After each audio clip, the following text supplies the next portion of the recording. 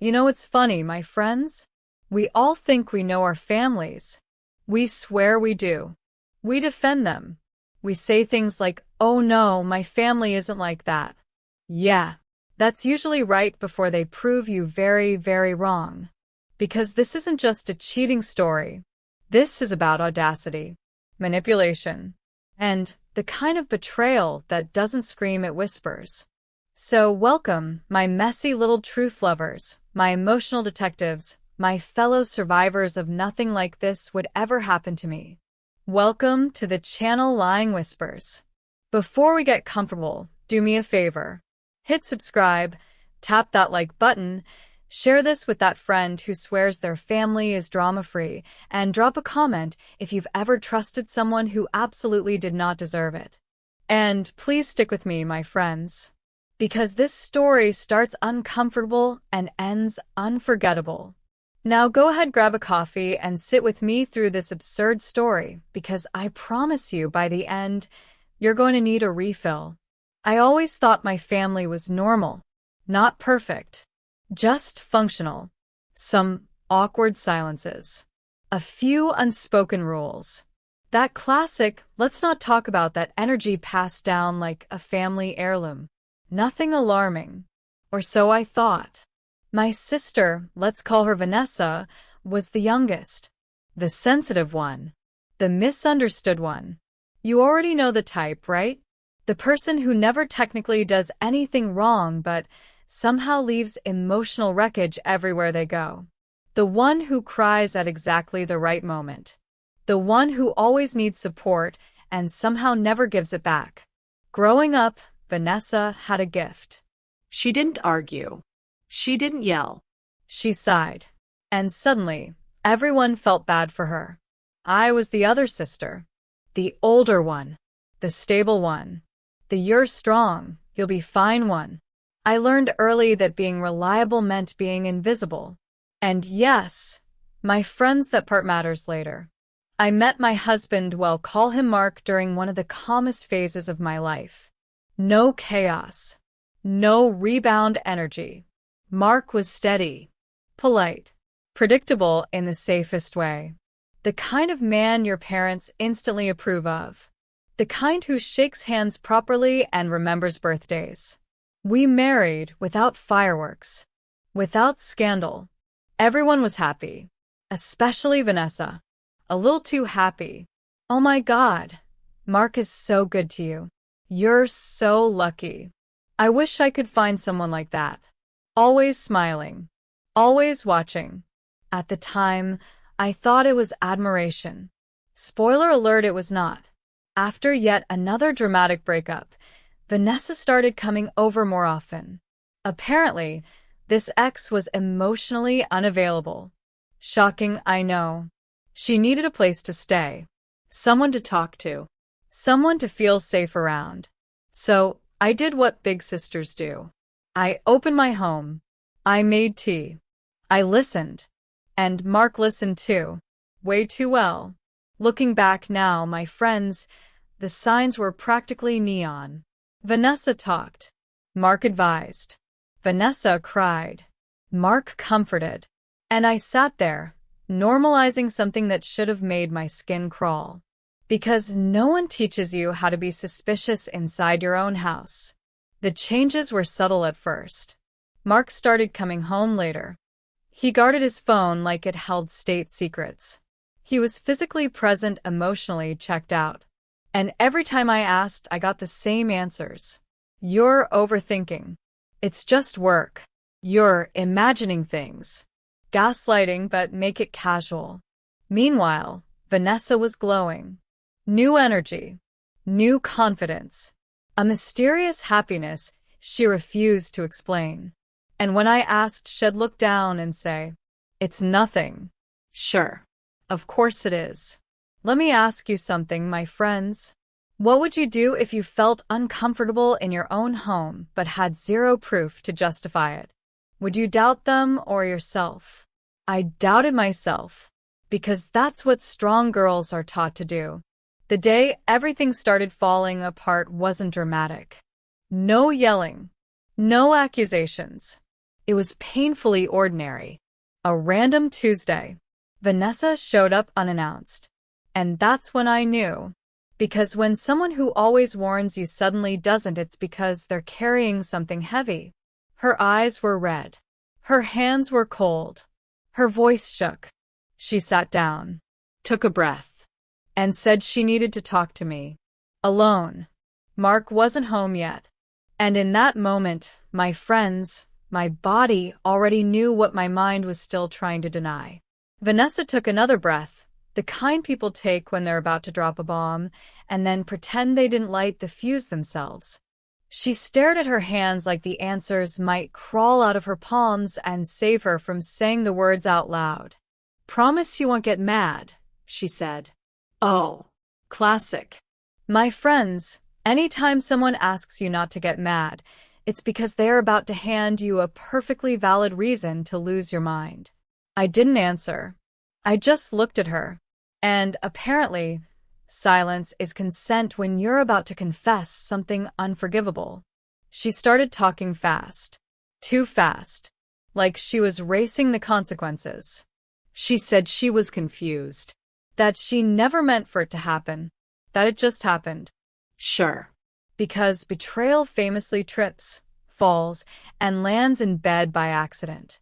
I nodded slowly, not because I agreed, but because my brain had entered that strange survival mode where everything feels distant, like you're watching someone else's life through a window.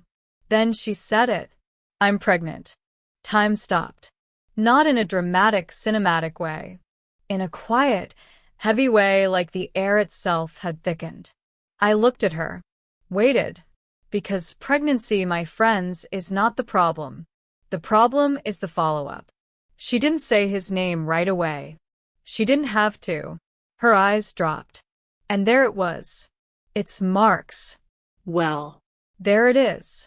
The sentence that permanently rearranges your life. And here's the weirdest part, I didn't scream. I didn't cry. I didn't throw anything. I felt clarity. Sharp. Cold. Immediate. Like finally finishing a puzzle that's been mocking you for months. Every late night. Every weird silence. Every moment I told myself I was being dramatic. All of it clicked. Vanessa kept talking, probably because silence terrified her more than honesty. She said it was a mistake. She said they didn't mean to hurt me. She said she was scared. And then because of course she did, she reached for my hand. You're strong, she said. I don't know what I'd do without you. My friends, have you ever felt a rage so calm it felt almost polite? Because in that moment, something very important snapped into place. They thought I was weak. They thought I'd fall apart. Beg. Yell. Forgive. So I did the last thing they expected. I smiled. I told her to breathe. I told her I'd figure it out. I made her tea. Yes. Tea.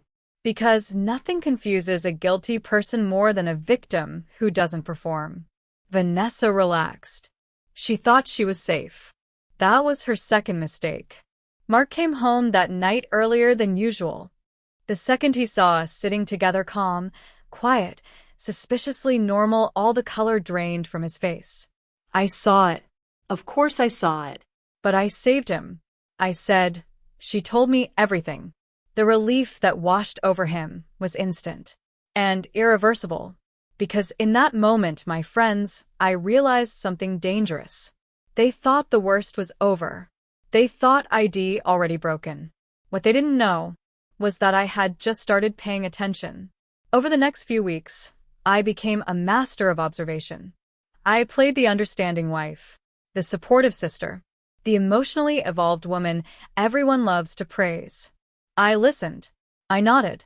I asked soft questions. And I collected everything.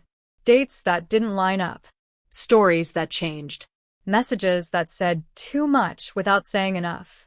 Because when people think they've been forgiven, they get sloppy. And oh, they got sloppy. Vanessa started planning her future. Talking about the baby.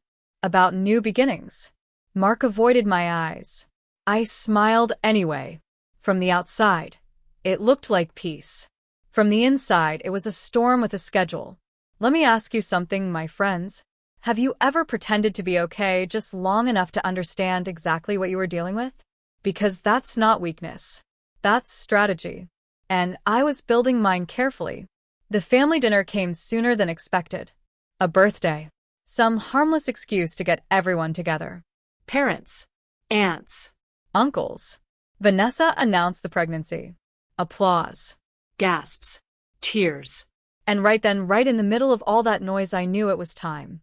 I stood up, asked for everyone's attention, and said, very calmly, that there was something I needed to clarify. No yelling. No crying. Just facts. Screenshots. Timelines. Truth. I watched faces shift. Watched Mark shrink into himself. Watched Vanessa realize far too late that I was never the naive sister she'd counted on. And honestly, my friends, that moment alone almost made the whole emotional roller coaster worth it. Almost. Because here's the thing nobody prepares you for: when you expose the truth calmly, without theatrics, it hits harder. There's nowhere for anyone to hide. No screaming to distract from the facts. No tears to manipulate the room. Just silence. The kind of silence that makes people suddenly very interested in their plates. I didn't wait for reactions. Didn't stay for explanations. I set my glass down, wished everyone a good night in the most neutral tone imaginable, and walked out. No dramatic exit. No door slam. And that, my friends, absolutely wrecked them. Because when people expect chaos and get composure instead, it messes with their entire narrative. I walked for a while. Didn't check my phone. Didn't cry. Just walked. My body felt light and heavy at the same time, like adrenaline didn't know which direction to go. That night, my phone exploded. Mark called. Again. And again. Vanessa sent paragraphs. Long ones. The kind that start with "I'm so sorry" and end with "I'm hurting too." Oh, I love that part. Because apparently betrayal is a group experience now. My parents left voicemails. Careful ones. Measured. We need to talk. This doesn't have to be the end. Please think about the family. Yes. The family. The magical word people pull out when accountability gets uncomfortable. I turned my phone off. That was the first boundary I'd set in years. And, wow, highly recommend. I stayed at a small hotel that night. Nothing fancy. Clean sheets. Quiet walls. And for the first time in a very long time, I slept. No tension. No waiting for the other shoe to drop. Just silence. Real silence. A few days later, I finally responded. Not because they deserved answers. Because I did. Mark cried. Said he was confused. That he never meant for it to go this far. Classic. Vanessa said she never wanted to compete with me. That she always felt like she lived in my shadow. Also classic. My parents tried to balance. To smooth things over. To make it fair. Because somehow, fairness always means asking the person who was hurt to hurt a little more. I listened. And for the first time, I didn't explain myself. Because explaining is exhausting. And anyone who truly wants to understand already does. I filed for divorce. No negotiations. No emotional bargaining. Paperwork. Signatures. Done. I went no contact with Vanessa. Not out of hatred. Out of self-respect. And here's the part people don't talk about enough. After something like this, the drama doesn't stay loud forever. There's a quiet afterward. A strange emptiness where chaos used to live. And that's when a lot of people go back, not because they forgive, but because they're afraid of the silence. I wasn't. There were hard days, of course. Moments where anger resurfaced, without warning. Random memories that tried to reopen wounds. But there was also something new. Lightness. I laughed more. I slept better. I stopped shrinking in my own home. Because peace, my friends, is not boring. It's addictive. Months later, I heard that Vanessa and Mark didn't last. I know. Shocking. Turns out relationships built on secrecy don't thrive in the daylight. My parents still try to fix things. Time, they say, heals everything. I disagree. Time doesn't heal. Choices do. And I chose myself. So now I want to hear from you, my friends. Would you have done the same? Would you have stayed for the sake of family? Or would you have walked away, even if it meant being misunderstood? Drop your thoughts in the comments. Hit like if this story hit close to home, and share it with someone who needs to hear that choosing yourself is not selfish. Because remember this, some people don't deserve closure. They deserve distance. So tell me, what would you have done in my place?